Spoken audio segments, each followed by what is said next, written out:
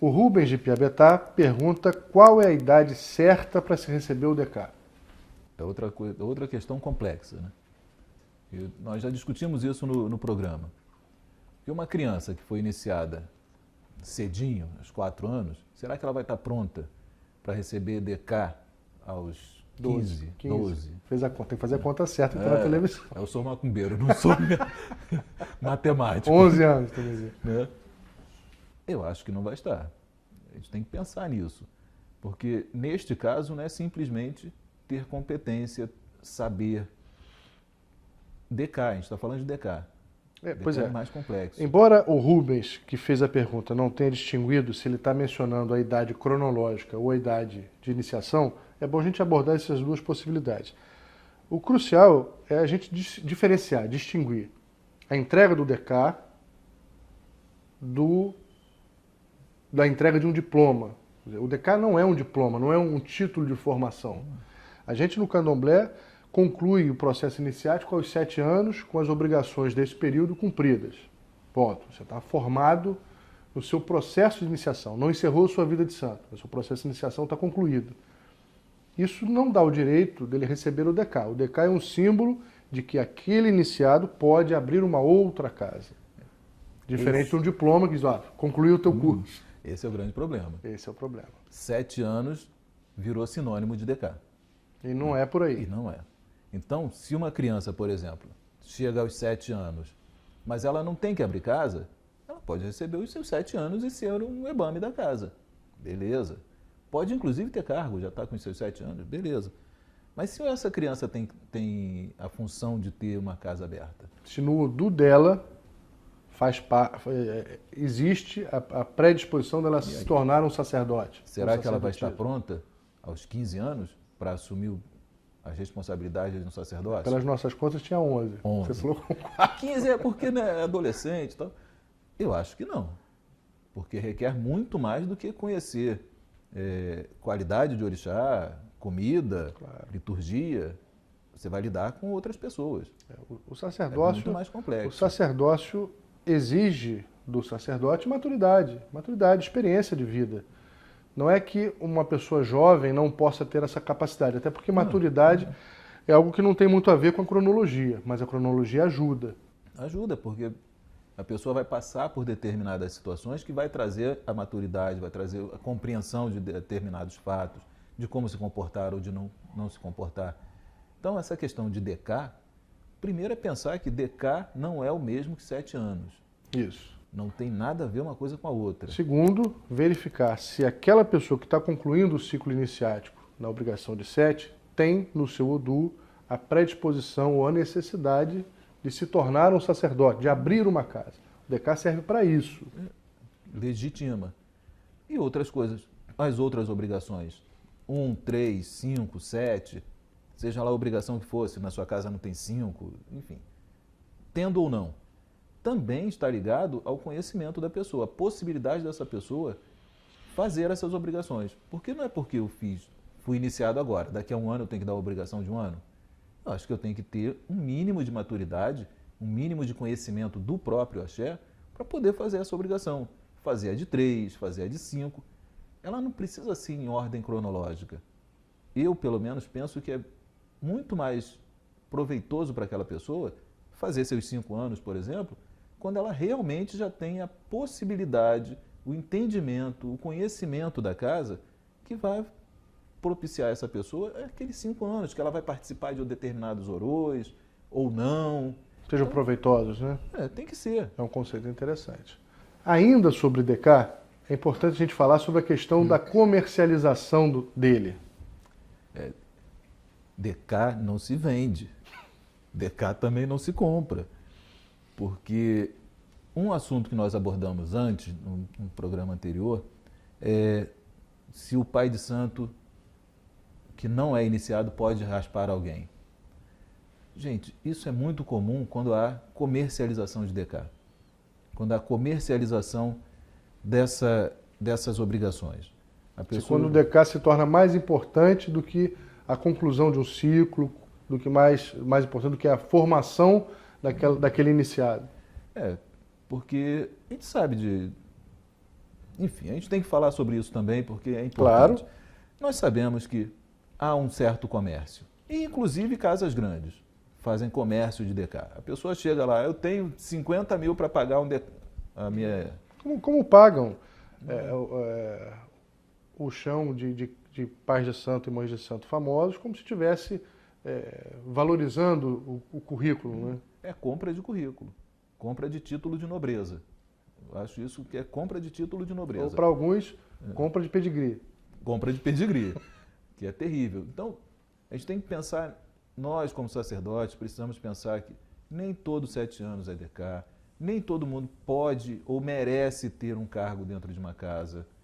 Os cargos são dados de acordo com a possibilidade daquela pessoa. Nem todo mundo deve abrir casa. Não está no caminho da pessoa, vai fazer o quê? Eu vou me dispor a comprar e a outra vai se dispor a vender DK? Ou para fazer festa bonita? Não é por aí. DK tem função, DK tem que ter uma função. Senão não precisa. Senão não precisa disso. Perde o significado. Perde. O Juan, através do blog do Ori, pergunta se a gente conhece a qualidade de Oxalá Babá Omi Laió. E através de quais caminhos ele vem. Se ele viria pelo caminho de Oxum. É complicado, né? Eu vou dizer que, para mim, isso é trecho de cantiga. Ou de Gina. Ou de Gina. Tem uma história com a Mãe Senhora. Mãe Senhora, uma das sacerdotisas do Opó Afonjá, ela foi feita de Oxum, e a de Gina dela é Oxum Miwá. Oxum Miwá, Oxum me traz o bom caráter, Oxum me traz a beleza, né? Miwá tem essa conotação. E existem cantigas que falam sobre Miwá. Mas isso não quer dizer que seja uma qualidade. Apesar de hoje a gente ter pessoas sendo iniciadas para Miwá. Se é uma qualidade ou não, antes disso ela era de Gina da Mãe Senhora. E isso no próprio Opó Afonjá é sempre dito. Miwá não é uma qualidade, é de Gina. Então a gente precisa prestar mais atenção nessas coisas. Hoje, no blog, principalmente, eu tenho visto muito pessoas que trazem perguntas que parece muito que é de Gina.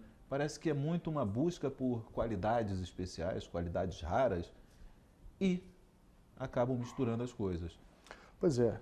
Nós já conversamos sobre isso no programa e é sempre bom que se repita a respeito. A qualidade do orixá não perde ou não muda a essência daquele todo. A qualidade é especificidade, é a peculiaridade, é a pequena diferença, é a qualificação especial que aquela energia tem ou pode vir a ter. Como chegar a essa especificidade? Para que chegar a essa especificidade? O que isso pode trazer de bom no trato do orixá e para o destino daquela pessoa que está sendo iniciada? Esse é o foco. Eu penso que as pessoas têm que buscar mais informação. Estão buscando no blog. Legal, continue buscando. Eu acho interessante ir no blog. Não é porque é o nosso, não. Porque tem outros blogs tão interessantes. Mas é um meio de discutir. Mas toda vez que acham uma qualidade tão diferente, né, uns nomes tão diferentes, eu acho que tem que buscar informação. Acho que tem que perguntar para quem te disse isso, da onde veio. Aí você toca num outro ponto importante. É a falta de pertencimento, de raiz. Quando acontece isso, o que a gente faz? Pergunta ao nosso pai, à nossa mãe de santo. Isso não é vergonha, não. Isso é força. É força do axé, é fortalecimento da tradição. Minha mãe, você conhece essa qualidade? Meu pai, existe essa qualidade? Alguém no nosso axé já foi feito disso? Enfim. Agora, as pessoas, às vezes, para mostrar uma certa eloquência, uma certa intelectualidade de boteco, querem ficar inventando qualidade ou arrancando de Gina ou Orucó de pedaço de trecho de Orim, de música sagrada, para dizer que é diferente. Não. Como é que se extrai o Orucó de uma pessoa, de um iniciado? Não é do pedaço da cantiga. Existe um processo litúrgico, ritualístico para isso. Aí eu não sei fazer. Pergunte ao mais velho. Aí também, por do conta seu axé, de preferência. Dessas questões muita informação, a gente também tem que pensar nisso. Tem a informação e tem o excesso de informação. Existem nomes de orixás que estão ligados, por exemplo, a Ifá, ao culto de Ifá. Isso também virou uma moda no candomblé, né? Virou uma moda. São caminhos daquele orixá dentro do culto de Ifá. E tem muita gente hoje que pega esses nomes e põe, por exemplo, para Ogum. Não são qualidades ou nomes que são feitos na cabeça das pessoas. São caminhos utilizados por Ifá para chegar a Ogum, para chegar a um agrado, a alguma coisa, algum caminho de Ogum que está ali. Como também tem o outro lado. Já me perguntaram no blog sobre uma pessoa que era feito de Ogum Mariô, de Ogum Ajô, de Ogum Alabedé, não, de 2 facões, Aladamegi. Aladamegi. Mas enfim. Para mostrar erudição? Erudição. Então, Juan, olha só. Babau Milaió, eu não conheço essa qualidade. Eu também não conheço, nunca ouvi falar. E também, por não conhecer, não posso afirmar que ele vem pelo caminho de Oxum. Aliás, o orixá vem pelo caminho que ele tem afinidade. Não necessariamente toda a qualidade tem que ter um caminho, ou tem que comer junto com outro orixá. Isso virou também um certo modismo. Tem que tomar cuidado com isso. Você não sabe com quem esse orixá come? Não. E daí? Isso significa dizer que você não tem erudição ou que não tem conhecimento? Não. É que às vezes esses invencionices ainda não chegaram nos terreiros mais tradicionais. Pai Márcio, tem umas coisas que eu penso que são mais, que podem simplificar. Quem determina o orixá e os orixás de uma pessoa não é o jogo, é o Lodumare. Não é isso? E aí a gente tem as receitas de bolo. Eu, no caso, eu sou de Oxóguian, eu sou de Ogunjá. Isso quer dizer que eu tenha necessariamente que ter Oxóguian na minha vida? Não. Não. Isso quer dizer que necessariamente eu tenha que ser de Iemanjá Ogunté? Não. Não. E aí vem as receitas de bolo. E nós, que estamos ali diante do jogo, nós temos que ter a sensibilidade de ver quem é o orixá que está disposto ali, que está ali. E não ficar fazendo invenção. Só para terminar, na África, apenas como referência, é bom que se diga, não se trata de qualidades daqueles orixás. Se trata do todo. Do Ogum. Do Ogum a cada região. E pronto. Tomegê, o Dayan, através do blog do Ori, pergunta sobre o orixá Danko. Pai Márcio, tem umas coisas que a gente deveria discutir antes, que eu já discuti com ele no blog. Me parece que tem um modismo. Hoje não se fala mais de Oxóguian, se fala de Danko. Todo mundo é Danko. Mas o que é isso? Não é Oxalá? Danko não é um aspecto de Oxalá? E eu vejo as pessoas perderem muito tempo em discutir detalhe, aspecto, quando o próprio orixá fica perdido. Quando não se discute na realidade o que é o orixá, o que aquele orixá faz para aquela pessoa ou na vida daquela pessoa, e ficam discutindo quem é Danko, o que ele faz, com quem ele vem, com quem ele come. Ele come, isso é triste, né? O orixá come com quem? Ele come com quem ele quiser. É óbvio que existem algumas afinidades, existem algumas inter-relações históricas, energéticas entre alguns orixás. Mas essa história de que todo orixá tem que vir pelo caminho do outro, me parece mais uma questão de valorizar o passe. A pessoa inventa muita coisa em torno de qualidade de orixá. Não é que essa questão precise ou deva ser desmerecida ou diminuída. Não, mas com certeza não. Ela precisa ser, antes de tudo, compreendida. Porque qualidade de orixá é orixá. É um aspecto do orixá, é um momento do orixá, é um momento em que ele pode ser conhecido num determinado lugar, ou por um determinado feito, ou porque ele tem uma ligação com outro orixá. Mas eu creio que o mais importante é discutir o que é o orixá. O orixá. A essência não muda. Não. Muitas vezes a qualidade do orixá precisa ser compreendida para que a energia que ele traz seja bem encontrada, seja bem valorizada, seja bem despertada. Isso requer alguns elementos diferentes, algumas diferenciações, às vezes até na sala, em termos de vestimenta, para que as pessoas identifiquem aquele orixá. Mas ele não deixa de ser parte daquele todo.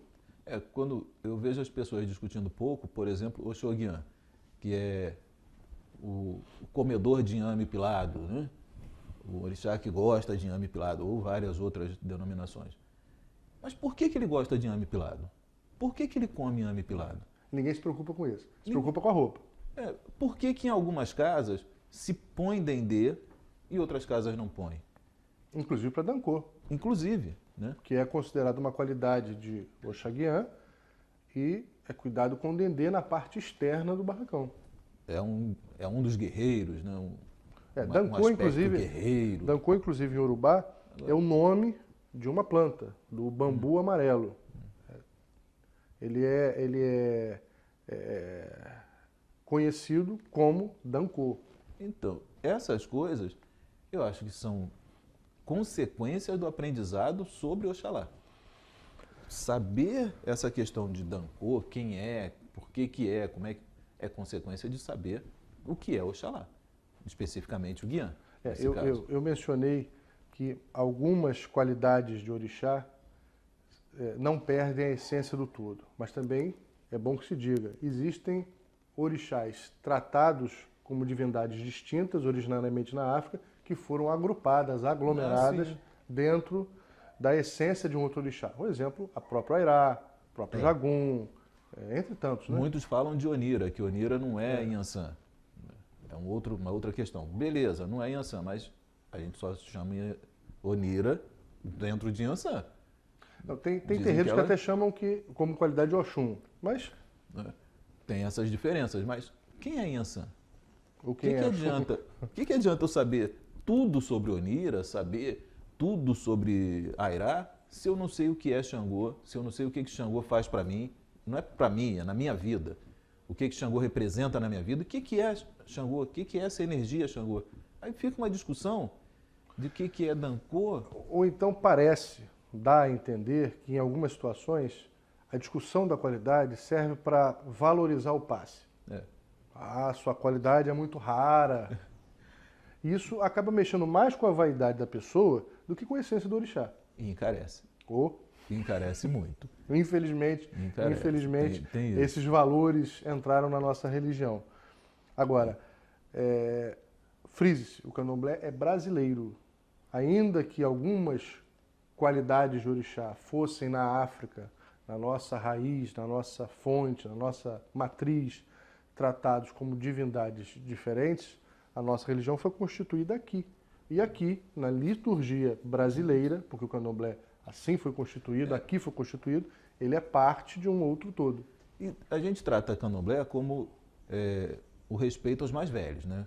A gente sempre vai reverenciar os ancestrais, o Ogum é um ancestral meu, eu sou parte do Ogum e tal. Eu tenho que aceitar o candomblé como ele é. Se os meus mais velhos, na hora da formação desse candomblé aqui, agruparam determinados orixás, por exemplo, os citados Airá dentro de Xangô, Onira dentro de Inhansã, por que agora eu preciso ficar discutindo a validade disso ou a correção disso?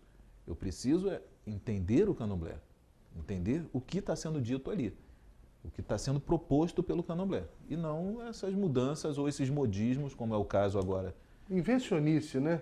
Essa questão de Dancô. Em alguns casos chega a ser invencionice, lamentavelmente. As pessoas veem isso em outras casas e aí estão doidos para arrumar alguém na casa dele para ser feito de Dancô, porque é um orixá complexo. Tem esse negócio da moda, né? Tem o modismo. Fulano tirou um orixá raro, aí todo mundo quer encontrar um orixá daquele. E às vezes, nessa busca desenfreada pela vaidade ou pelo preciosismo, acabam prejudicando a pessoa.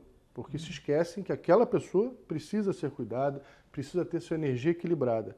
Então, eles se preocupam às vezes, infelizmente, eles que eu me refiro, alguns sacerdotes irmãos nossos, se preocupam mais em encontrar aquela qualidade para botar no álbum de figurinha absolutamente rara, do que cuidar daquele filho de santo que bateu a sua porta. E não é por aí, né? Não é por aí. Não é por aí. Essa foi a resposta à cabeça de hoje. Eu sou Caetano Veloso, sou Ori e sou cabeça. Atenção! Este veículo de comunicação é reconhecido pela AMA, Associação Nacional de Mídia Afro, pelo seu comprometimento com a responsabilidade e a ética da cultura afro-brasileira. A corrupção não me representa. Iemanjá me representa. Eu sou Haroldo Costa, sou Ori, sou cabeça. Na página da cultura urbana de hoje, falaremos sobre a fundação da cidade mítica de Ifé, considerada a capital de todo o reino Iorubá.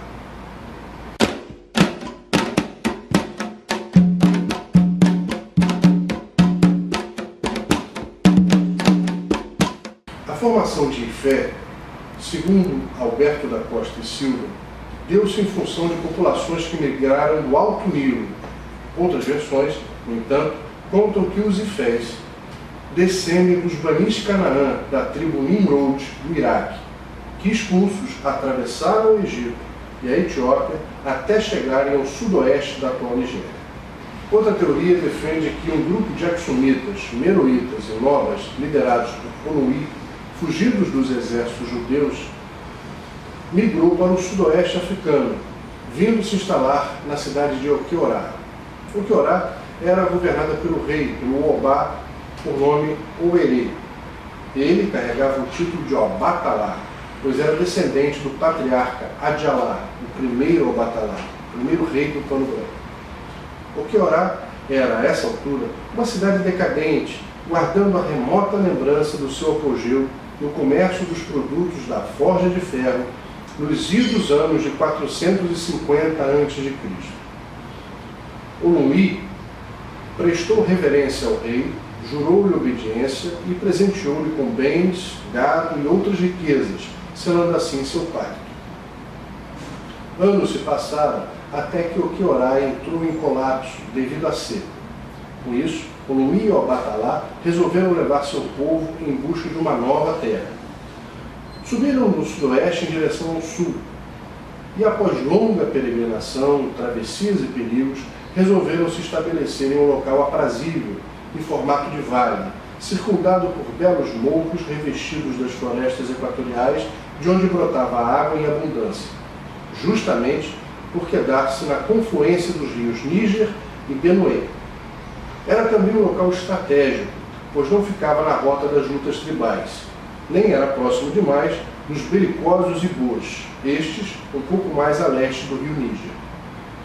Depois de tantas dificuldades, Obatalá teria escolhido o nome da terra onde ergueriam sua nova morada, Ilê-Ifé, a morada permanente, de onde veio a contração Ilê-Ifé, ou simplesmente Ifé.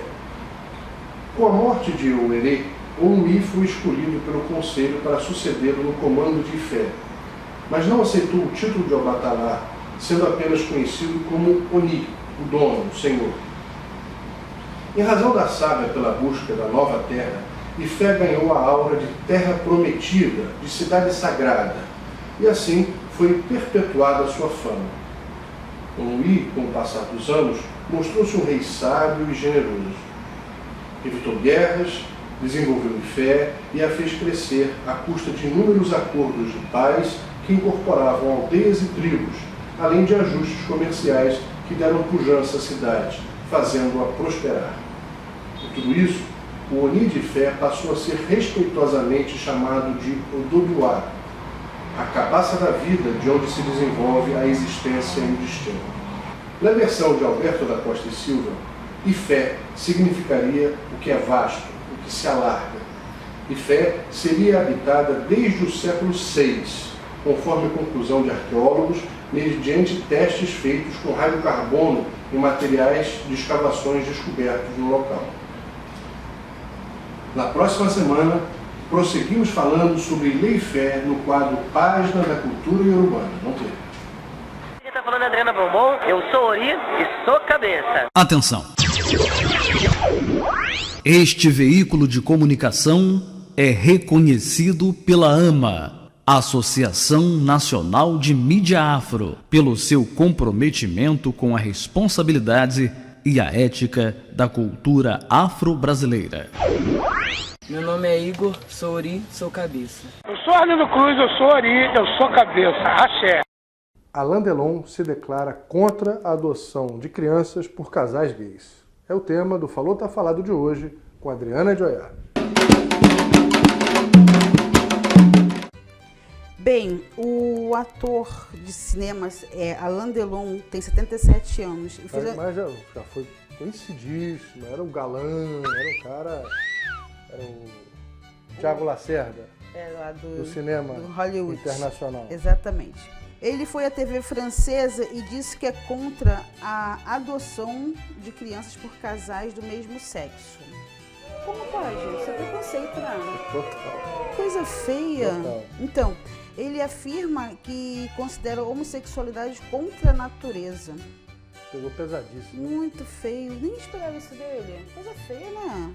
E o perigoso é que ele é um cara que é referência no cinema internacional. Fez muito sucesso no passado. Era assim um bonitão, tipo um Thiago Lacerda da vida.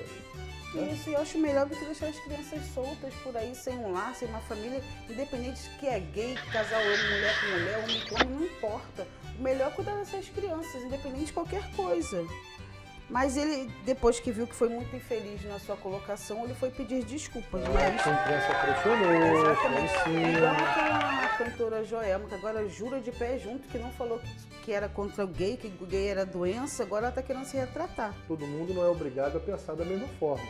Isso é um princípio democrático. Agora, responsabilidade na hora que for para o público, para a mídia. Ele, como um ator famoso, formador de opinião, pode fazer com que outras pessoas pensem da mesma forma que ele, né? Ou criar a questão de pensar igual, pensar diferente, eu acho que até é do jogo. A questão é incitar a violência, incitar o preconceito, incitar a discriminação. Aí eu acho complicado. Opinião é pessoal. Agora, mobilização mexe com responsabilidade. Então, Alain Delon, faz igual Pokémon. Evolui, querido. Falei, tá falado, com a Adriana de Oiá.